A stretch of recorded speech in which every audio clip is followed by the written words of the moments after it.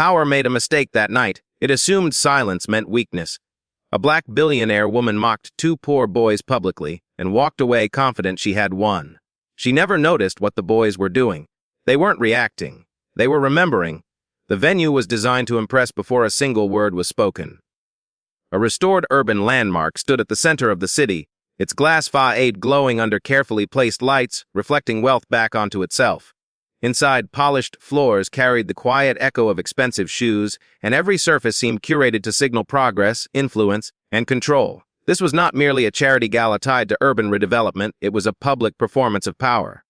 Media cameras lined the perimeter, capturing calculated smiles, firm handshakes, and the subtle choreography of elites who understood how visibility translated into authority. At the heart of the room stood Veronica Hale. Her presence reorganized attention without effort. Conversations softened as she passed, eyes followed instinctively, and posture adjusted around her. She was known not only for her wealth, but for the certainty with which she carried it. Confidence was not something she performed, it was something she inhabited. Years of financial victories and public praise had shaped her into a symbol, and symbols rarely questioned themselves. Tonight, she wore that certainty openly, moving through the space as if it were an extension of her own success. Near the edges of the room, far from the cameras and curated conversations, stood two figures who did not fit the symmetry. Marcus Reed and Elijah Brooks blended into the background not because they tried to, but because the room had already decided they were irrelevant. Their clothes were clean but worn, chosen for practicality rather than display. They stood quietly, observing a world that felt distant despite its physical closeness. To the organizers, they were proof of outreach. To the guests, they were invisible. When the event shifted toward its central moment, the audience gathered with practiced attentiveness. Veronica took her place at the front, the lights subtly favoring her position. She spoke about accountability, resilience, and the dangers of dependency, her tone composed and assured. The words themselves were polished, framed carefully enough to avoid direct accusation. Yet her body language told a sharper story. A pause held slightly too long. A glance toward the edges of the room that lingered just enough to guide attention. A faint, dismissive smile that carried more weight than any sentence. The room followed her lead. A ripple of restrained laughter moved through the audience, not born of humor but of alignment. Silence followed, heavy and complicit. In that moment, Marcus and Elijah felt the shift without needing explanation. Eyes flickered toward them and away again, as if acknowledgement itself carried risk. Neither boy reacted.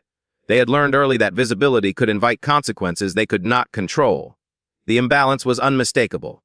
A billionaire elevated by status and applause stood framed as authority, while two poor boys absorbed the implications of her message without voice or platform. Wealth spoke without naming them. Power defined them without consent. The humiliation was subtle, delivered through implication rather than insult, which made it harder to confront and easier to dismiss. To the room, it felt acceptable. To the audience watching later, it would feel deeply uncomfortable. Veronica continued without hesitation, her confidence reinforced by the absence of resistance. The cameras did not cut away. Applause returned on cue. The event moved forward as if nothing had happened. To her, the moment registered as insignificant, a reinforcement of values she believed were unquestionable. But for Marcus and Elijah, something settled quietly. Their silence was misread as acceptance, but it was something else entirely.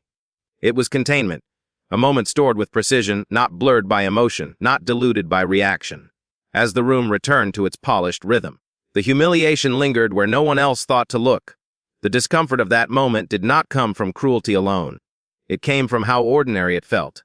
How easily power dismissed what it could not see, and how quickly the room allowed it to happen. Long before the polished floors of the gala hall and the cold weight of public humiliation, Marcus Reed and Elijah Brooks lived a life shaped by quiet endurance. Their neighborhood sat just beyond the edges of the city's attention, close enough to feel the glow of wealth, but far enough to be excluded from its benefits. Cracked sidewalks, aging apartment blocks, and public spaces that felt forgotten formed the backdrop of their childhood. Investment rarely reached this place, and when it did, it came with conditions that rarely lasted.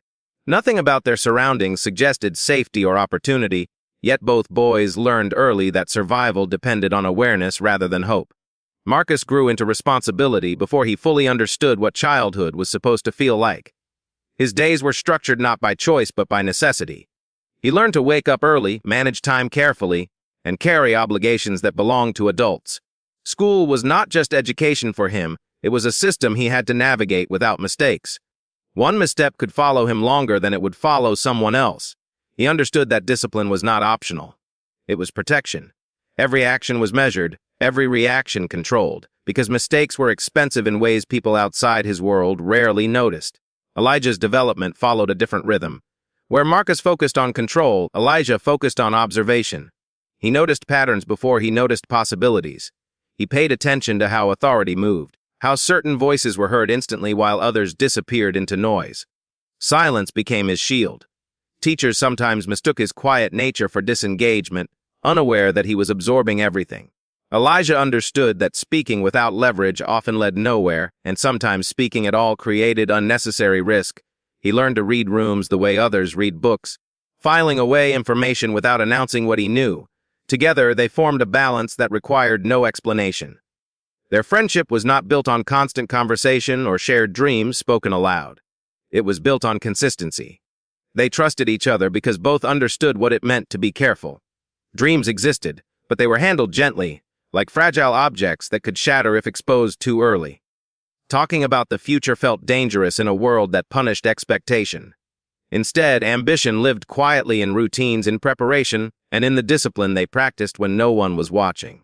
They were keenly aware of how society saw them, not through dramatic confrontations, but through small, repeated signals. The extra seconds of scrutiny from security guards. The lowered expectations disguised as kindness.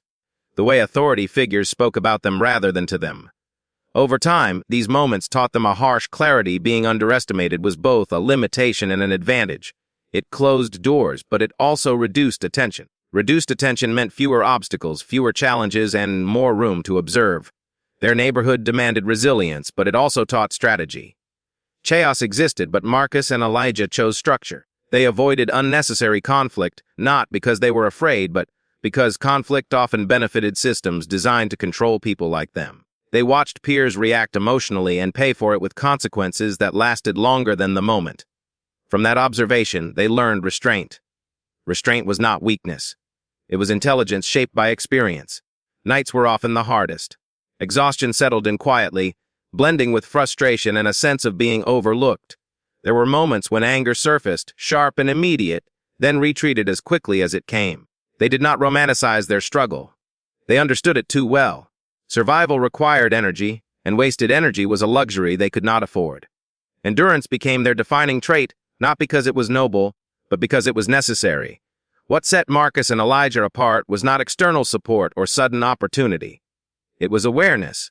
They recognized that their circumstances would not change unless they changed them deliberately. They paid attention to how systems rewarded patience for some and punished it for others. They noticed who benefited from waiting and who was expected to endure indefinitely. This awareness did not turn into bitterness. It turned into preparation. Marcus invested in control over his own life. He read whenever he could, not to escape, but to understand how the world worked beyond his immediate environment. Elijah invested in comprehension of power itself. He watched how money moved, how decisions were justified, and how narratives were shaped to make inequality feel natural. Neither boy announced this growth. Intelligence, in their world, worked best when it remained unnoticed. When the invitation to the charity event arrived through a local outreach program, neither of them felt excitement. The opportunity was framed as inspiration, a chance to witness success up close. Marcus saw it as exposure. Elijah saw it as observation. Both understood that rooms like these revealed more when the people inside believed they were unchallenged. They prepared quietly, adjusting their posture, their clothing, and their expectations. They did not expect fairness. They expected information. The day of the event carried a subtle difference they could not immediately name. A heightened awareness followed them as they entered the venue, as if something was aligning beyond coincidence. Marcus checked his appearance, not out of insecurity, but precision. Elijah studied the event materials, memorizing names, sponsors, and affiliations. Neither spoke about the feeling. Experience had taught them that intuition often worked best when left unexamined until later. Standing among elites and donors, their presence was symbolic to everyone but themselves. To the organizers, they were proof of outreach. To the guests, they were background figures. To Marcus and Elijah, the room was a study. They watched how confidence flowed effortlessly when consequences were distant. They saw how language softened accountability and how applause replaced reflection. They did not yet know what would happen next, but something in them recognized the tightening sensation of a moment that would matter, the kind of moment that did not announce itself loudly, but rearranged priorities silently. The gala was not just another appearance. It was a convergence of everything they had learned about power, visibility, and silence. As the narrative bends back toward the stage, toward Veronica Hale's presence and the room's reaction, it becomes clear that this day was never ordinary for them. Long before humiliation took shape, Marcus and Elijah were already prepared for its consequences. They just did not yet know how far those consequences would reach, or how deeply the moment would redefine the path ahead. The boys stood in the shadows not because they belonged there, but because the world had placed them there. And in those shadows, they had learned how to see clearly. Veronica Hale did not arrive at power by accident, nor did she inherit it gently. Her early life was shaped by instability that forced maturity long before comfort was possible. Scarcity was not an abstract concept for her, it was an environment that demanded constant alertness. She learned early that reliance created vulnerability, and vulnerability invited loss. From that world, she carried forward a single conviction that would later define her rising survival belonged to those who depended on themselves without hesitation. Her ascent was disciplined and relentless. Veronica moved through education and early professional spaces with an intensity that left little room for softness. Where others sought guidance, she relied on control. Where others hesitated, she advanced. Failure, when it occurred, was not treated as emotional weight but as information. Each setback hardened her belief that strength came from adaptation, not complaint. Over time, success followed consistency, and consistency reshaped her identity. As wealth accumulated, so did validation. Media narratives framed her as proof that hardship could be conquered through will alone. Investors praised her decisiveness. Institutions rewarded her certainty. This external affirmation reinforced an internal philosophy that success was not just earned, but deserved. Veronica began to see her outcomes as evidence of moral clarity. The world, in her view, rewarded those who endured without asking for understanding. Power did not corrupt her through excess. It reshaped her through distance. The farther she moved from her past, the more she reframed it. Struggle became a test she had passed, not a condition others remained trapped within. Compassion narrowed into something conditional, reserved for those who demonstrated the same discipline she believed had saved her. She did not see this as cruelty. She saw it as honesty. Public toughness became her language. Veronica believed that softness in public spaces encouraged dependency, and dependency weakened systems. She spoke bluntly, valuing discomfort over reassurance. Applause reinforced this approach. Silence rarely challenged it. Over time, she mistook lack of opposition for agreement. Her confidence was not loud, but it was absolute. What she failed to notice was how power insulated her perspective. Feedback arrived filtered, softened, and reframed to preserve momentum. People around her learned to align rather than question. The environments she occupied rewarded certainty and discouraged reflection. In this ecosystem, empathy did not disappear, but it became abstract. Individuals blurred into categories. Complexity simplified into philosophy. Her blind spot formed quietly around those who reminded her of who she once was. People still navigating scarcity unsettled her not because she despised them, but because they threatened the narrative she had built about success being universally accessible. Acknowledging their reality required questioning the system that had elevated her. Distance felt safer than reflection. By the time Veronica stood at the peak of her influence, confidence no longer felt earned. It felt inevitable. Her internal narrative had no room for contradiction. She believed she understood the world because the world had rewarded her understanding repeatedly. Doubt felt unnecessary. Listening felt optional. On the night of the gala, that confidence reached its height. Surrounded by affirmation, elevated by status, and convinced of her moral clarity, she felt untouchable. The philosophy that had guided her rise felt complete, unquestionable, and proven. She did not sense risk because she did not expect it to come quietly. What Veronica did not realize was that certainty, when left unexamined, becomes fragile, and her confidence, fully intact and publicly celebrated, was peaking just before the moment when consequences no longer needed her attention to begin unfolding. The shift did not arrive with noise or confrontation. It came quietly, almost politely, which made it more dangerous. Up until that point, the evening had followed a predictable rhythm of applause and affirmation, but something in the air tightened as Veronica Hale continued. Her words remained measured, careful enough to avoid direct accusation, yet the intent beneath them sharpened. What changed was not what she said, but how she chose to anchor it. The line was crossed in a single, deliberate act. A pause that lasted a fraction longer than necessary. Her body turned slightly, shoulders squared toward the edges of the room. Her gaze settled, briefly but decisively, in the direction where Marcus Reed and Elijah Brooks stood. She did not point. She did not name them. She did not need to. The timing did the work for her. The implication connected itself effortlessly. The audience followed without being told. Heads turned in small increments, curiosity guided by authority. A few people laughed, softly and uncertainly, not because anything was funny, but because laughter signaled alignment. Others stayed silent, eyes forward, bodies still. That silence was not neutral. It was participation without responsibility. The room accepted the framing and allowed it to stand. Marcus and Elijah felt the weight of that acceptance immediately. The humiliation was no longer abstract. It had been localized, attached to their presence without granting them a voice. They had been transformed from observers into examples. The insult was not in a word or a gesture, but in the certainty that no response was expected from them. Their silence had already been written into the moment. Cameras caught everything. Media lenses adjusted instinctively, drawn to tension even when it was subtle. The contrast was compelling. Wealth and authority elevated under bright lights, quiet restraint standing in shadow. The footage would later circulate without commentary, leaving viewers to confront the discomfort on their own. The lack of explicit cruelty made it harder to dismiss. This was power exercised cleanly, efficiently, and without apology. The boys did not react. There was no visible anger, no attempt to correct the narrative forming around them. Marcus's posture remained steady, but his jaw tightened almost imperceptibly. Elijah shifted his weight, grounding himself, eyes focused and alert. These were small movements, easy to miss, but they mattered. They marked the difference between endurance and decision. The room moved on quickly.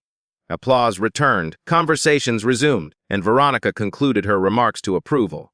To most in attendance, the moment dissolved as soon as it ended. It was categorized as truth delivered firmly, then forgotten. The absence of disruption confirmed that nothing serious had occurred, but something irreversible had taken place.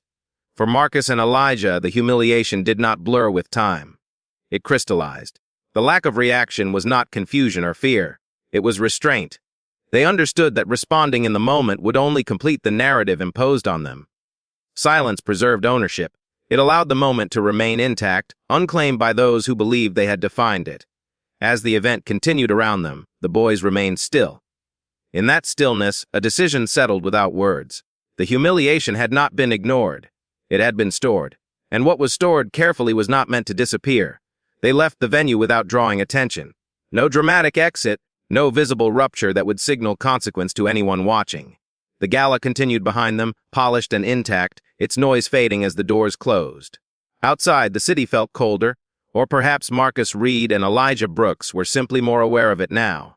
The lights that had framed wealth and certainty moments earlier cast long shadows on the sidewalk, and the air carried a weight that had nothing to do with the weather.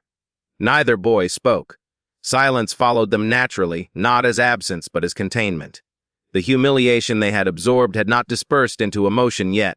It sat intact, unprocessed, waiting. Marcus felt it in the tension along his jaw, the way his breath stayed measured even as something unsettled pressed against his chest. Elijah experienced it differently as heightened focus. Details replayed in his mind with clarity: the pause in Veronica Hale's speech, the direction of the crowd's attention, the timing of the laughter. Nothing blurred. Nothing softened.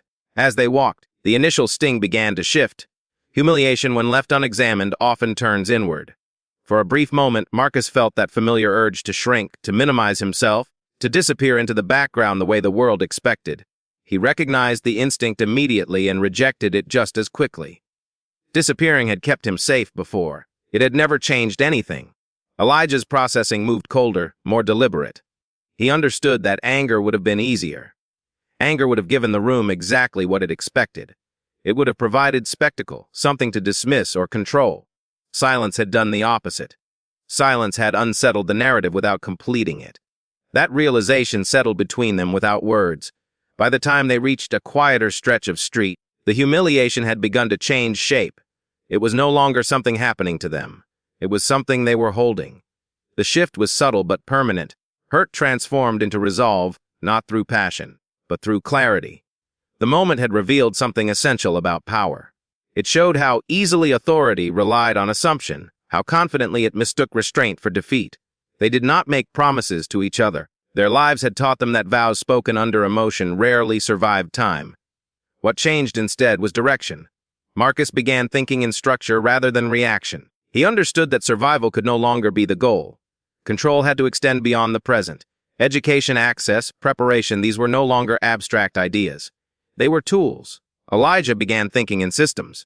He saw the gala not as a separate world, but as an extension of the same rules that governed their neighborhood, simply dressed differently.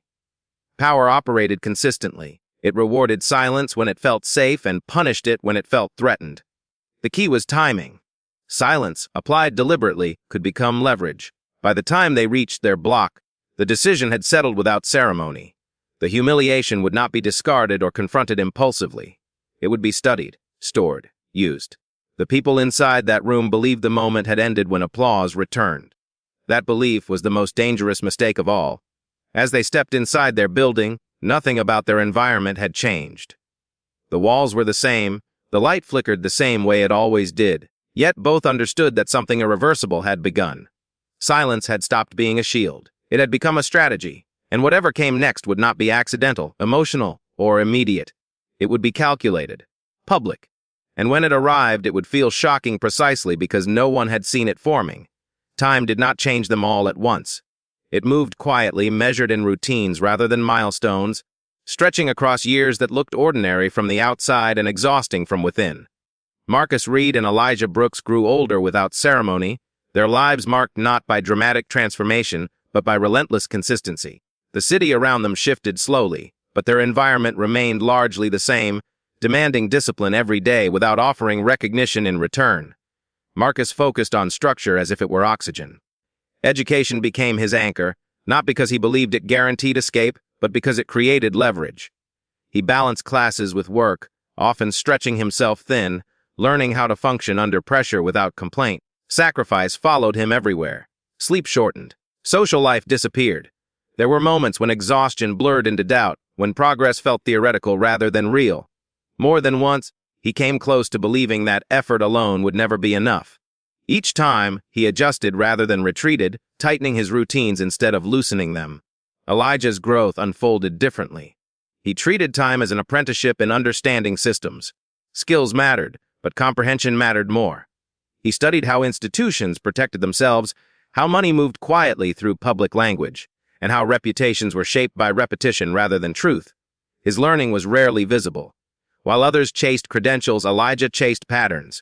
He built fluency in how power avoided accountability, storing knowledge without announcing what he knew. Failure visited them often, never loudly enough to demand sympathy, but frequently enough to test resolve. Marcus faced rejection that came dressed as politeness, doors that closed without explanation.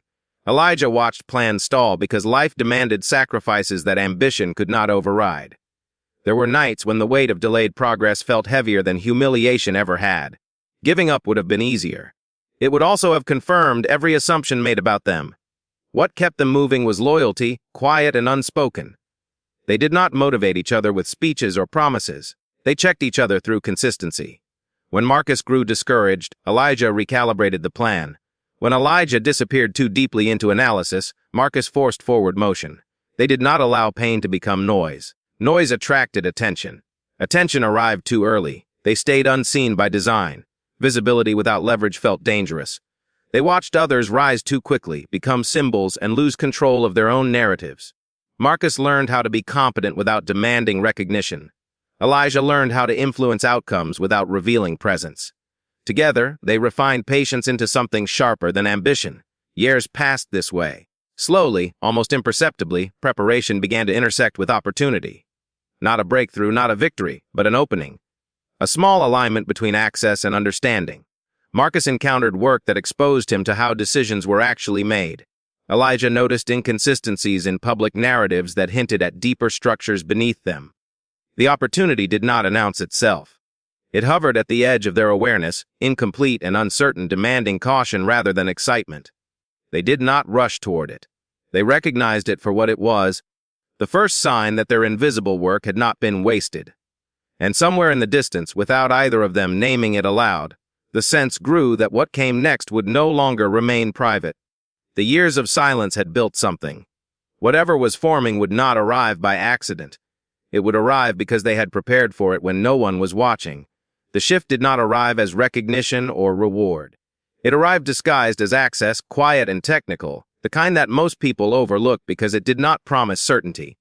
After years of preparation lived below visibility, Marcus Reed and Elijah Brooks found themselves stepping into spaces adjacent to finance and strategic investment, not through invitation, but through precision.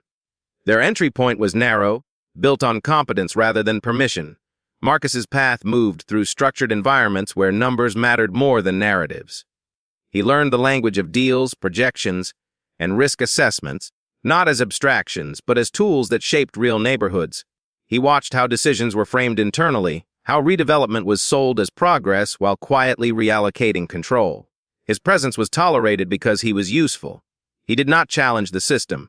He learned it faster than expected. Elijah entered from the opposite side. He did not seek a role inside institutions. He studied them from the margins, applying technical skill to trace how influence traveled. He mapped relationships between funding entities, public initiatives, and private stakeholders, noticing patterns that executives ignored because they were inconvenient. His work remained private. He understood that early exposure would dilute its value.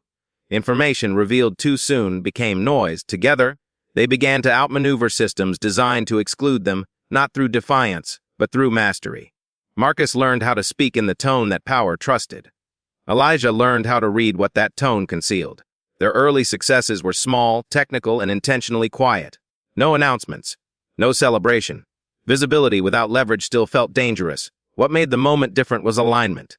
Their paths, once parallel, began intersecting with industries that shaped the same public stages they had once been dismissed from. The work they touched now influenced policy language, investment priorities, and redevelopment narratives. They were no longer watching power from the outside. They were moving alongside it unseen. The anticipation did not feel like revenge. It felt like inevitability. Their growth positioned them within the same ecosystem that had once framed them as background. The realization settled slowly. The worlds were not separate. They were layered. And Marcus and Elijah had finally learned how to move between those layers. One afternoon, Marcus reviewed a document tied to a redevelopment initiative. It was routine work, dense and procedural. Elijah, miles away, examined a public filing connected to a similar project. Both paused at the same point for different reasons. A familiar structure appeared, a familiar pattern, and then a familiar name. The name sat cleanly on the page, unremarkable to anyone else. To them, it carried weight. History, context, the collision they had not planned but always understood was possible, had quietly entered the frame. The opportunity had arrived not as an opening door but as proximity. And proximity, handled correctly, changed everything. Veronica Hale's world did not begin to crack in obvious ways. There were no headlines announcing trouble, no sudden losses dramatic enough to demand alarm. Instead, pressure arrived quietly, disguised as friction. Projects took longer to finalize. Partners asked more questions than they used to. Reports that once moved forward on trust now returned with requests for clarification. None of it felt threatening on its own. To Veronica, it was simply the cost of scale. Her empire had grown into something layered and complex, spread across investments, redevelopment initiatives, advisory roles, and philanthropic fronts. That complexity had always worked in her favor. It created distance between her and small disruptions. Layers absorbed impact. Advisors filtered concerns. By the time information reached her, it was softened, reframed, stripped of urgency. The system existed to protect her focus, and it did its job well. She noticed new players emerging on the margins of her industry, but dismissed them easily. Smaller firms, younger voices, new funds speaking the language of equity and innovation. She had seen it before. Ambition packaged as disruption, influence borrowed before it was earned. In her experience, these competitors either burned out or folded into the existing order. She did not believe they required investigation.